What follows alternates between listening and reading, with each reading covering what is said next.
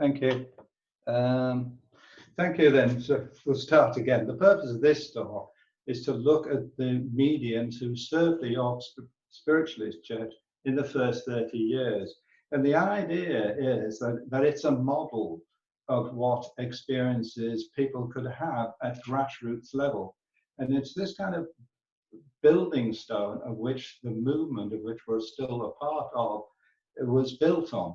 So we can look at what we're going to do first is look at the general background of the mediumship, and then we're going to look at the individual contributions which we're going to take as examples of what could be experienced both here in York and nationally. Let's remember that it's the grassroots that are the building blocks of the spiritualist movement. Let's look. I know we have a lot of viewers around the world, and the one thing that we share in common with, say, the United States, for example, is that mediumship was reviled and was persecuted. Now, in the United States, of course, you have the constitutional guarantee of religious liberty. Nevertheless, accusations of fraud brought harassment from the press and from the police. And that was the same in this country. This country, of course, we had the 18th Century Witchcraft Act, which Helen Duncan was prosecuted in 1944. We also had the Vagrancy Act, under which the American medium, Dr. Henry Slade, was prosecuted in 1876. And there was, in both countries, the charge of obtaining money through false pretenses. The law does not recognize communication with the departed. For that reason, prosecution of mediums took place. There wasn't in Great Britain, of course, the 1951 repeal of the Witchcraft Act that harassment of mediums in this country lessened. There are examples, for example, in the mining communities of the northeast of England, of police raids of spiritualist meetings, and that was duplicated around Great Britain and in the United States. Spiritualism was a very quiet movement. In my own family, I know that they referred to it as going to the spirits. It wasn't respectable, it was reviled, and it was publicly criticized. The British model, as we were looking at the other week, the British model of society's developments differed from the American, but of course we're looking at the British model today. And I call it a model because as part of these talks, I hope to stimulate further grassroots research. So the model of a church development is that a circle, and in the York's case, it was the Dawn of Day Circle, a natural group of people who met every week.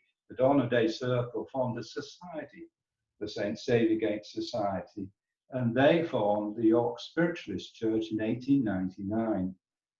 That meant as a society, they had a president, they had a secretary, they had a vice president, and they had a treasurer, and of course a committee.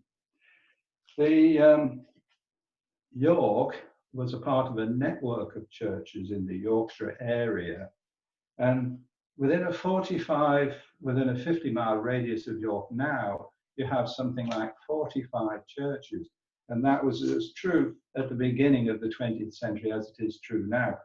The movement grew considerably in the 30 years that we were looking at. But basically, what you have is a very tight network of churches. We have two individuals whose work we're going to look at today and to whom we're grateful. The first was Joseph Slater. Joseph Slater, a late man of the late 19th century, died in 1902. He was the inspector of the King's Post in York, so quite a senior officer in the postal service. And unfortunately, Joseph Slater fell into a ditch in 1902, gashed his leg, and died of gangrene, probably in his 50s. The other man is William Frank. William Frank was born in the early 1860s and died in 1956, so well into his 90s.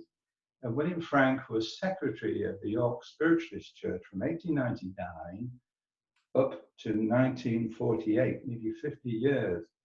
And the committee, as we just looked at in that model, the committee authorizes the Secretary of the Church to make bookings on their behalf.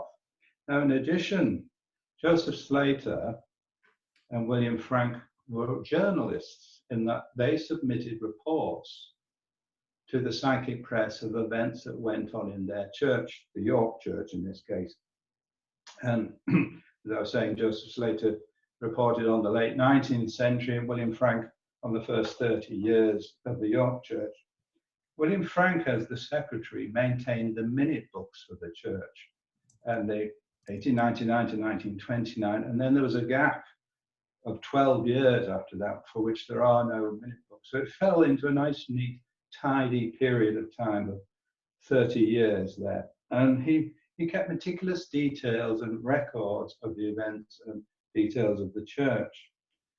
The church, the network of church to which I was referring to, over those 30 years, employed 250 speakers and mediums at York. So these 250 individuals, only a few of whom lived in York, toured the network of churches, let's say 50 miles around the York area on a weekly basis, giving services in different churches, pretty much as we still do to this day. That meant that they worked for expenses only. Now, if you've ever run a church, most expenses go to the mediums, and most churches only just about cover their costs. It was true now, it was true 120 years ago. So vocation was the objective of most speakers.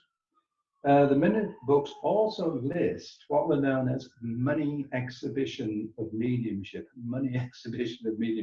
whether it's just a local phrase, I don't know. That meant that there were professionals who toured the country giving their services, and we're going to come back to that one. The networking also took place via exchange of letters. Now, I know of several examples where William Frank, the secretary, got recommendations from other churches which he took up or he declined. I think in 1909, Darlington Church suggested the visit of an Indian yogi master to York, and naturally the York Committee turned that one down. The executives of the York Church attended conferences, and conferences would make reports on different mediums and speakers. There would also be word of mouth, of course. Adverts were placed in the spiritualist press of that time, where a public medium, a professional medium, was trying to build up a network of churches to which he could tour the United Kingdom. And sometimes William Frank would actually take up that service. So we also have reports in the psychic press, for example, written by Slater and William Frank, and they would pursue those reports to book other mediums from other churches. So you're developing a model of how grassroots spiritualism developed in this country. To be noted, a specific criteria of a booking was the speaker must be able to deliver a spiritual discourse. They had to be able to stand up and give a spiritual discourse on the platform of a Sunday. And that was part of the service. So it didn't matter how great a medium you were, if you couldn't deliver the word of Spirit or the word of God, you would not get booked. We have to remember, of course, that the British model of development of churches we had no ministers at that time. So so it was the mediums and the speakers who were representing the roles of the minister in this country.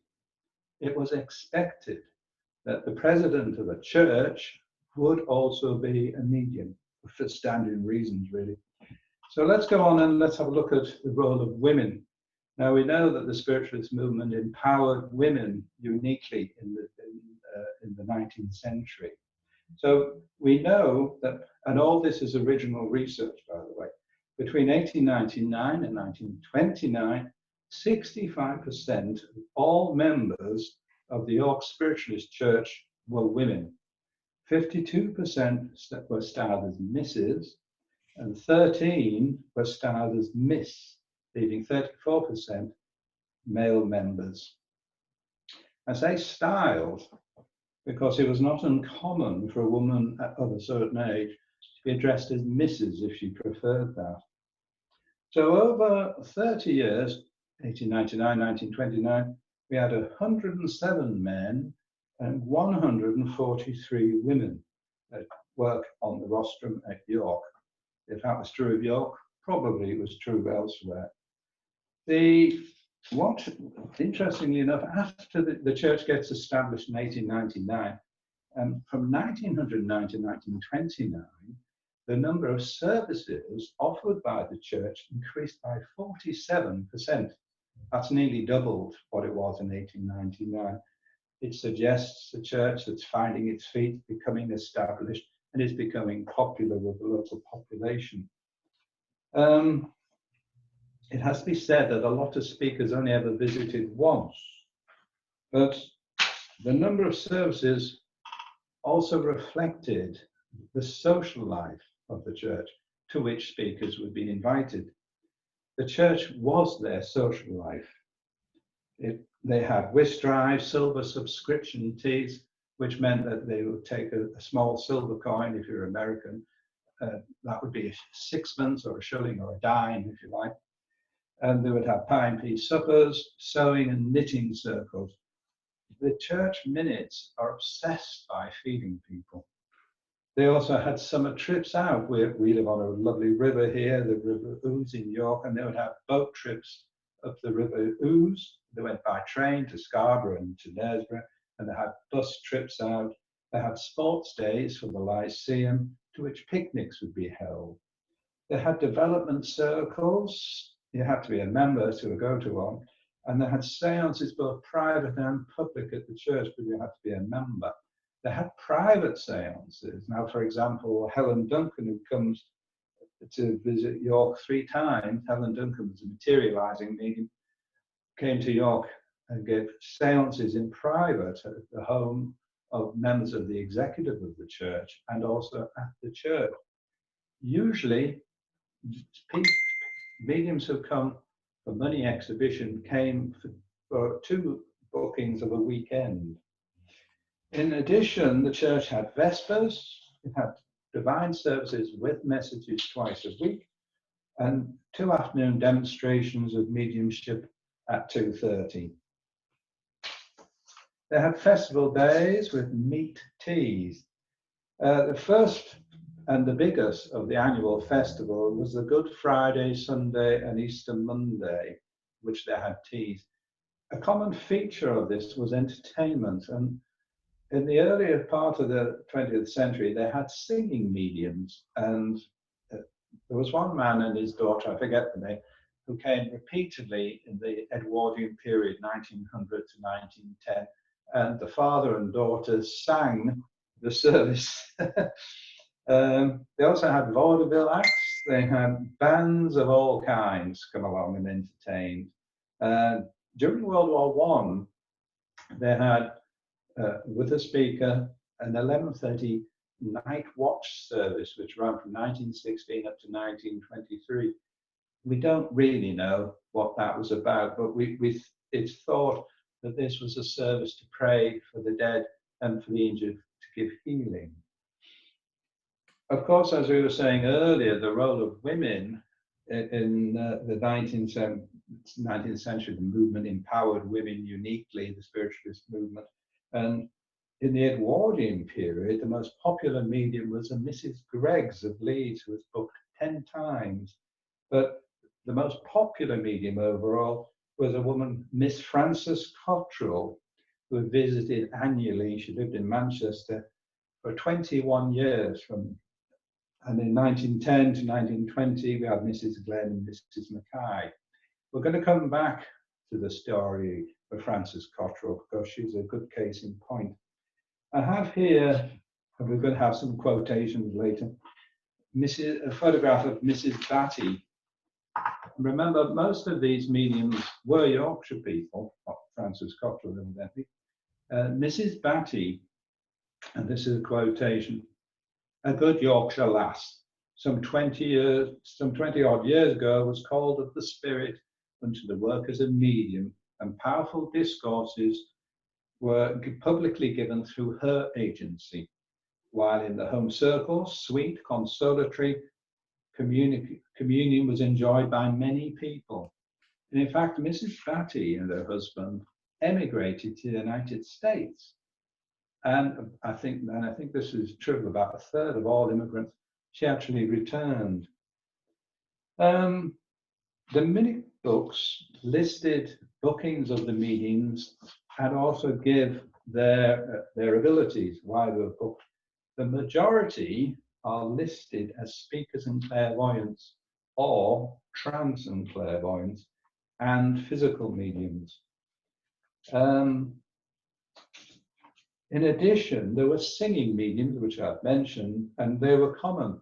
We also had psychometrists on the York platform. For our American friends, the psychometry is a bit like billet reading. You take an object and you give an impression, or you answer a question in the case of billet reading. But psychometrists would give a message from spirit. So somewhat similar. They often use flowers or objects for that. There were also automatists, they were known as automatic writers.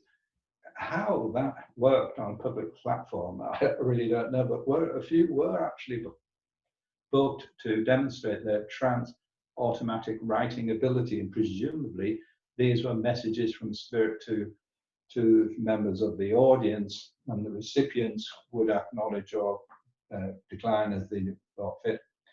Also, in the Edwardian period, or the first 30 years really of the York Spiritualist Church, the public lecture was very, very popular throughout the country, really.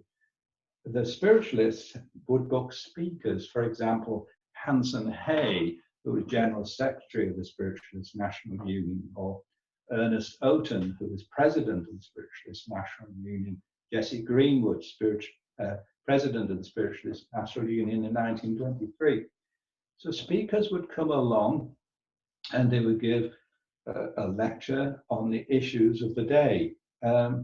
Sometimes the York Spiritualist Church moved outdoors, and it doesn't exist anymore, it's a car park, but there was St. George's Field, and they would hold public demonstrations of mediumship with a public speaker, and they were known as propaganda meetings.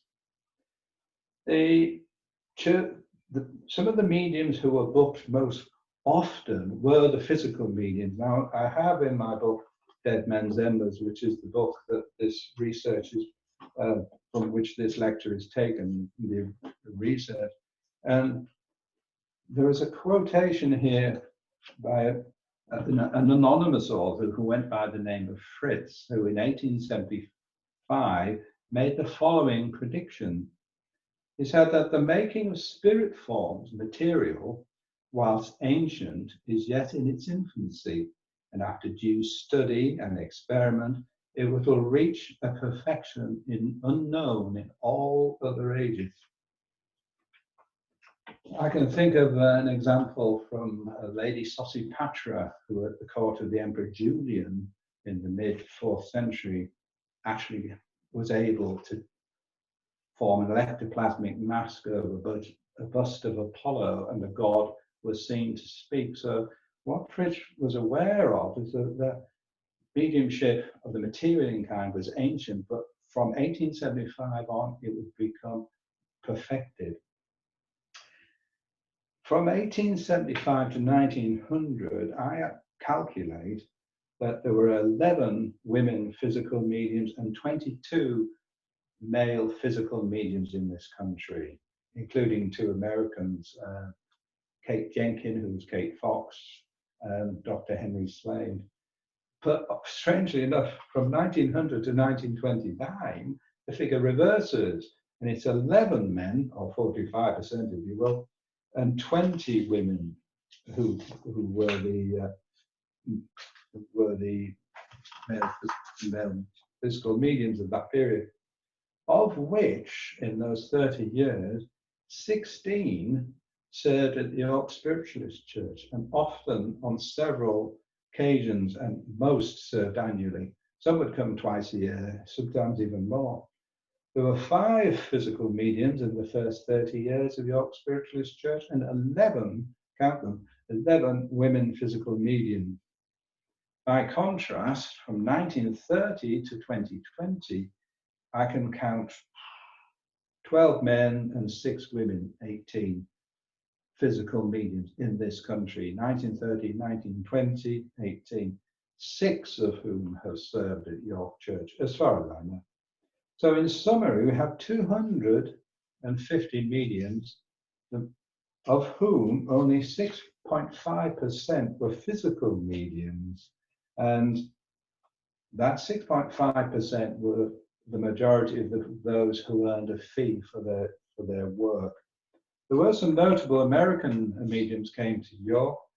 Cora Tappan Richmond visited York in 1874 and gave a demonstration of trance at the De Grey Rooms, which still stand.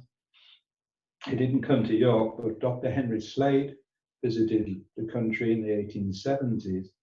But we had a Reverend Susanna Harris, who was a trumpet medium in 1912, visited York from America. And we have Mrs. Reverend Chamberlain, who was a materializing medium who came from America. The most popular male medium of the 1900s was Walter Howell. He was born blind, and he was an American who moved to Birmingham in England, and he served from 1901 to 1910. Walter Howell seems pretty much forgotten, and it is possible that there isn't many accounts of his mediumship, but it is possible that he had physical aspects about his work. Through Joseph Slater, we have accounts from the 1860s of the mediums who visited York. We know Mrs. Everett, who was a well-known Victorian medium, visited York and gave seances in 1869. We know of Fagan Egerton, who has also visited York and gave seances. There was a Mrs. Guppy. Some of you who may know this story. Mrs. Guppy lived in North London, pretty much Highbury Grove, in fact, not far from where I lived once. And she was at home doing her accounts. And she woke up and she'd been apported from Highbury, which is North London, to Holborn. And she woke up in her chair, sitting on a table with the circle in the dark gathered around her.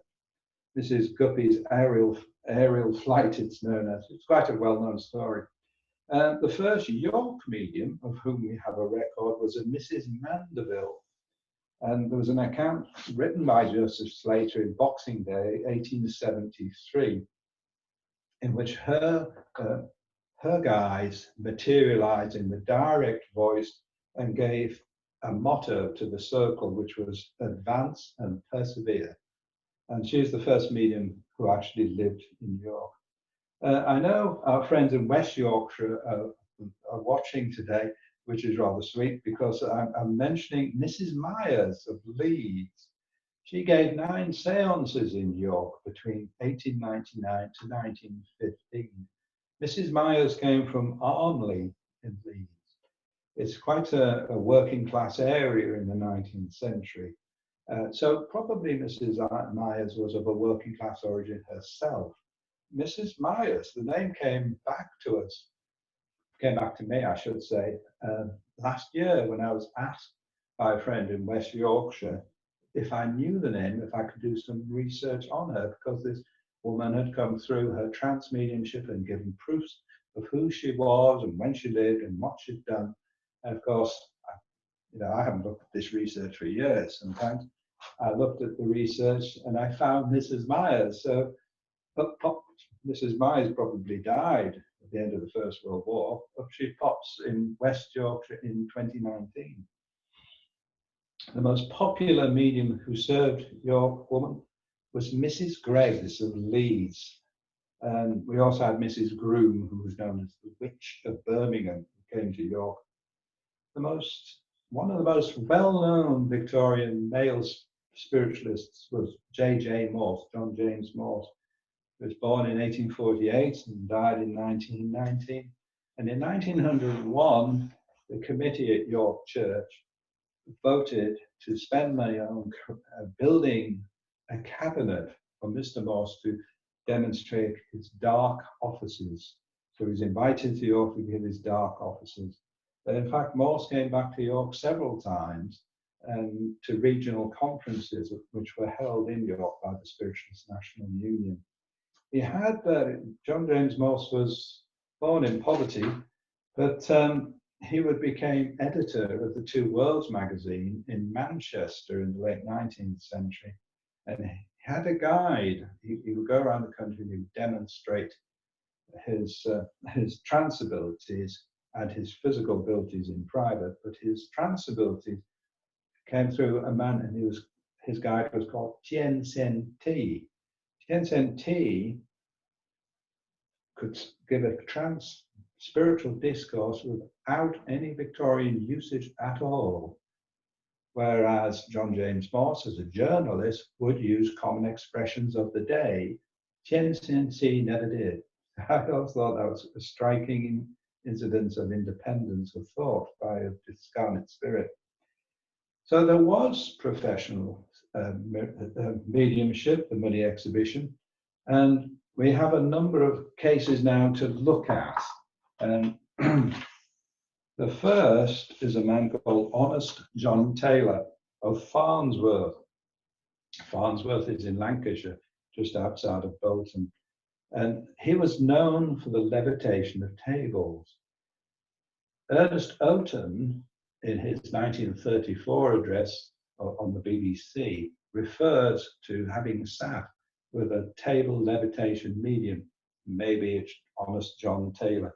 He was known as Honest John Taylor because he only had to charge 5 shillings expenses from wherever he travelled to. So he came from Bolton, which is probably 80 miles from here, to York to give a demonstration Saturday night at the church, maybe Sunday morning, certainly twice, and he was put up by a member of the committee, and he charged 5 shillings.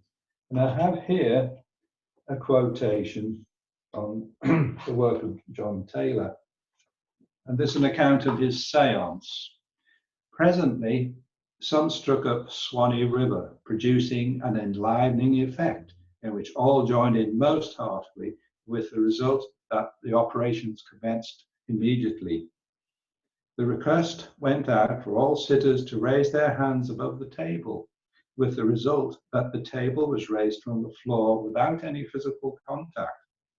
The table was then asked to rock from side to side to keep time to the music, which it did.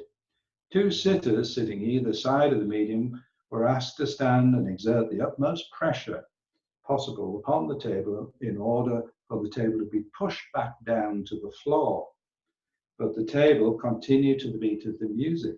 Later, the table was seen to move independently and in a vigorous manner. At this junction, a young man was invited to mount the table and rest his feet on the hands of the medium, while 2 of the sitters held the hands of the young gentleman, who manifested great nervousness, being a stranger, with the result of immediate levitation. The event continued with a display of remarkable spirit lights, of which there were more than 20 in all, of various hues which appeared above the head of the medium as well as of the table, assuming different shapes, most of them presenting a comet-like appearance. The report adds that there were several faces seen and recognized, and the departed, this is interesting, the departed offered evidence as to the details regarding his funeral. It was a man called Barraclough, that was confirmed by the lady with whom the church had made arrangements for his lodgings. Mr. Frank, who's the secretary, of course, concluded, "We consider the séance were an unqualified success, and we are looking forward to the next visit of Mr. Taylor." The most popular physical medium of the first 30 years was a Mr. Michael Chamberlain. Michael Chamberlain was a Manchester man, and he must have expressly said to William Frank not to write any reports of his mediumship, And we know that Chamberlain came for at least 15 years annually. No reports were ever written about this man's mediumship. The other case we have is of a man called Michael Chambers. See if you can see this. It's of a lithograph of the period for about 1910, showing a draped spirit form there. Michael Chambers is an interesting case in point, wholly forgotten for the most part. Michael Chambers was the most remarkable physical medium when he started his career in about 1880. And by the time of the end of his career, in about 1912, he was a proven fraud. What happened was, I believe, that Michael Chambers lost his ability through overworking his talent as a medium. Uniquely, Michael Chambers was missing 3 fingers on his right hand. Now, if a materialized form comes through and he's got 10 digits, isn't that rather wonderful evidence? Michael Chambers lived in Middlesbrough, a working class town, which I come from. Michael Chambers had a family and he had to support that family through his mediumship. He earned 35 shillings. And often, as so often in these reports, money isn't referred to, but he earned 35 shillings for a weekend's work. And that probably equates to about £160 now. Michael Chambers had 2 spirit guides who materialized, and they're going to come up here in the quotation. And in the early 1880s, he could materialize spirits in daylight so that they could stand by French windows. He was actually born in Gateshead, and the spirits materialized a man called Ancram, who was his host, and stood by the French windows. And apparently there were photographs taken of those, but they've not come to light. Joseph Slater wrote this report: from within a minute, a form of exceeding whiteness appeared at the opening of the curtain.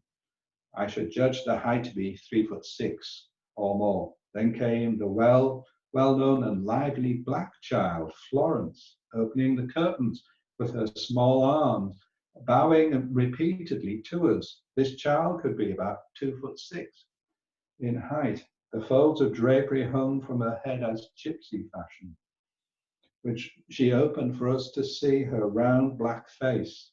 I was quite close to her, but did not pat her face and woolly head, pardon me, as I have before. She climbed onto the medium's knee and then came close to us again and then disappeared.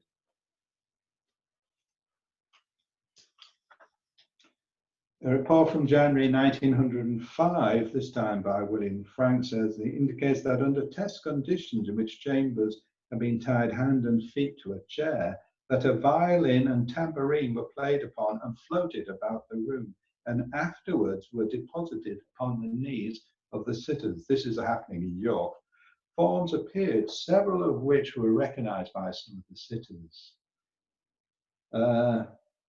A report from Huddersfield recounts that Lottie, a materialized being, had materialized 10 full-blown tulips, 4 white and 6 red, and handed them to the sitters. They were quite fresh and perfectly natural.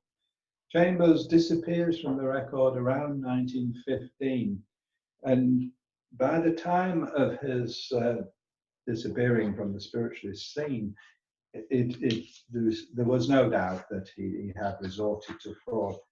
From a position of having been what sounds to be a most remarkable medium, and he was like Michael Chamberlain, he was booked repeatedly at York. So they were the York Committee who in the phrase of William Frederick Harding of America, said, "We're not fools, we have been round this old world a bit." And the committee was there to guarantee the standards and accuracy of the mediumship. I'd like to come now to the case of Francis Cottrell, who I mentioned earlier was the most popular trance medium of York for 21 years. And as we were saying earlier, women found that women found great difficulty in the 19th century in being accepted. And Henry James characterized women spiritualist mediums in this way. He wrote in the Bostonians, "They're all witches and wizards, mediums and spirit rappers and roaring radicals." Henry James in the Bostonians. Typically, Francis Cotterell's dates were 1857 to 1924. And typically, of course, women were controlled in the Victorian society by their family, by their fathers, by their husbands, their churches, and through lack of educational opportunity. And of course, the spiritualist movement, though it attracted women from the outset, also attracted a lot of public opposition. In common with a lot of individuals of this period, they all reported having psychic experiences as children. Frances joined the Salvation Army as a young woman. She lived in Manchester, and she joined the Salvation Army, and she found one day in Manchester, she walked into tobacconist and newsagent, and behind the counter was a woman called Mrs. Wallace. Mrs. Wallace was on the NEC of the Federation of Spiritualist Churches, and Mrs. Wallace sold Two Worlds magazine. Francis Cotterell bought it. They became friends, and in time, Francis Cotterell left the Salvation Army. Now, Francis' experience with the Salvation can be duplicated by several women of whom I have knowledge, notably Alice Hess. And Salvation Army, of course, is based on the idea that the only route to eternal life is through the acceptance of Jesus Christ as the Savior. Salvation Army, the Salvationists in general, accepted original sin and damnation if you did not. They believed in the vicarious atonement of Jesus Christ on the cross for our sins. And if we accepted Jesus Christ as Lord, then you would be saved. And if you didn't, you went to hell. But of course, spiritualism does exactly the opposite. Spiritualism demonstrates, whether you're a pagan, an atheist, or a Christian, that the continuous existence of the human soul. It is automatic, it is part of nature, it is part of light. You will survive death. So it implicitly rejects the vicarious atonement of Jesus Christ. Frances and others reported blatant hostility.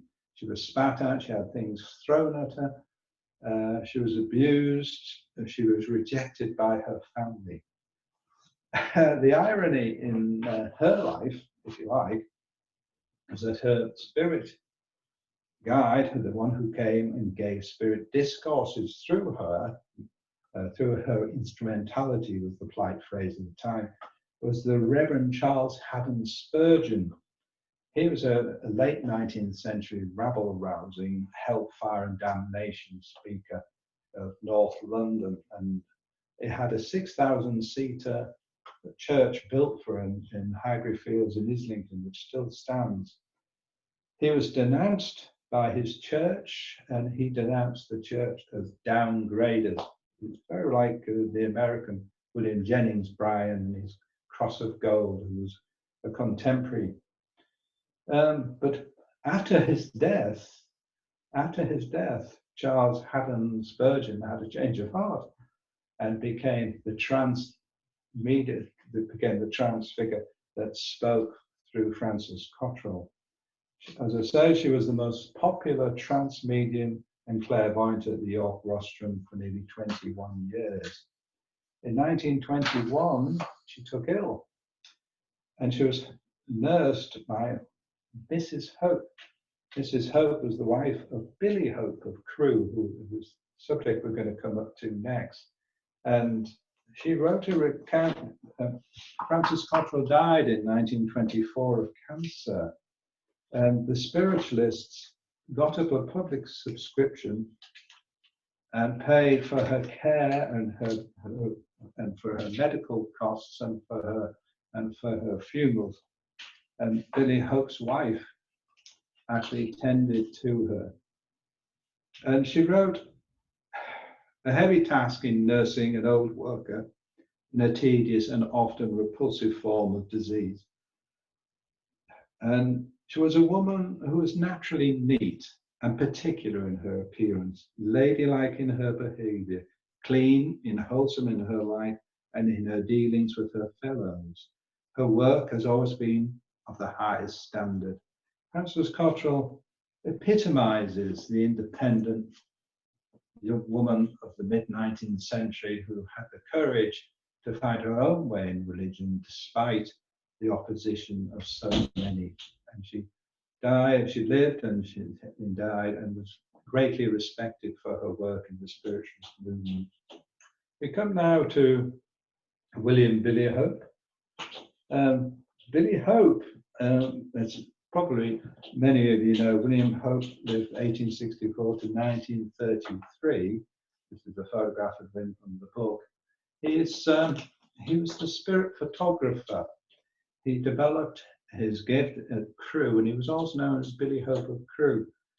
From the late Edwardian period, he toured the United Kingdom with the Mrs. Buxton and came to York 3 times.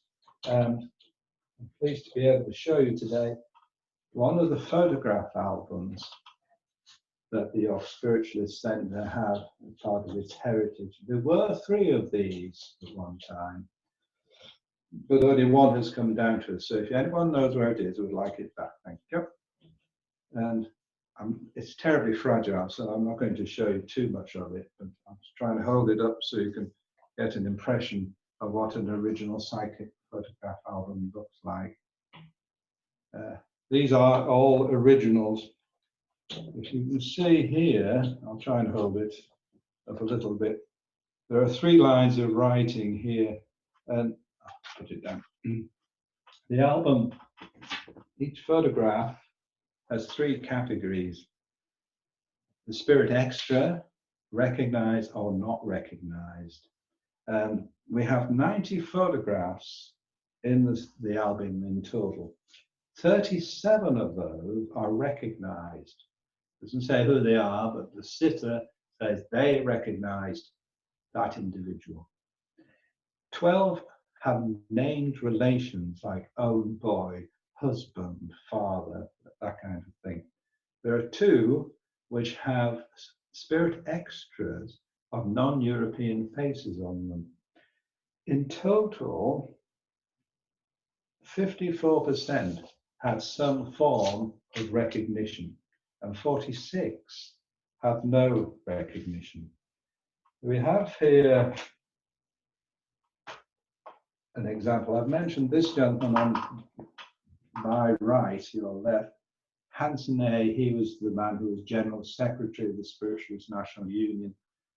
Down here, these 2 knew each other. Hanson Hay ran a tobacconist shop up in Halifax, General Secretary of the Union, and these 2 met frequently at conferences and became friends and knew each other well. On this spirit photograph, John Apedale, who was the president of York Spiritualist Church from 1899 to 1946, 1942 I should say, recognizes the spirit extra of Hanson Hay. I think Hay dies around 1919. So this photograph is 1932. John Apedale is saying, I recognize the spirit form of the man who was my friend. So it's his witness statement from all those years ago. And in the same way,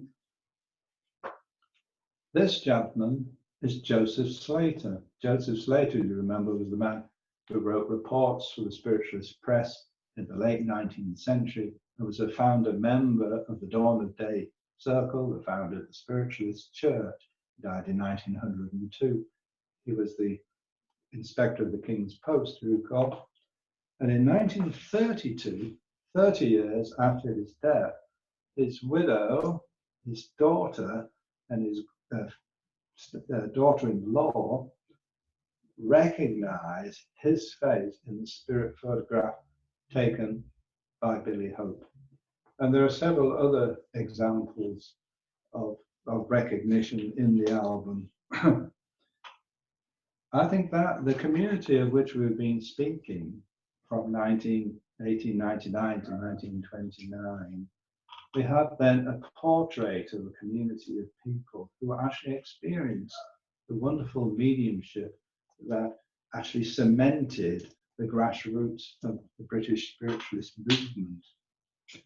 So we've been looking at really the people we've been talking about, the mediums, the speakers who toured Yorkshire on that network. Of the 250, we found that only 25 of them would have earned a fee. Only 25 out of that 250. So the rest were working for the cause. They were giving their service. It was accepted as a vocation to serve others. It was a part of the brotherhood of man that they should do so. And we know that within this small area, and you can take that area a little bit wider, going further north and further south to other counties outside of Yorkshire, that there was a network of churches that kept these spiritualist mediums busy. It was to those pioneers 121 years ago that the Spiritualist Church here in York, which is now the York Spiritualist Centre, owes a debt of gratitude. It was their work that ensured that spiritualism in York has survived up to the present. I'd like to finish on a little story. William Frank, I shall show you a photograph of William Frank, was a very jovial, very pleasant, very open man. William Frank was known as Minto because he always carried mints in his pockets for the children. Minto had a reputation of crossing the street with his eyes closed because his experiences in spiritualism convinced him as a fact that of the continuous existence of the human soul. He had experienced the truth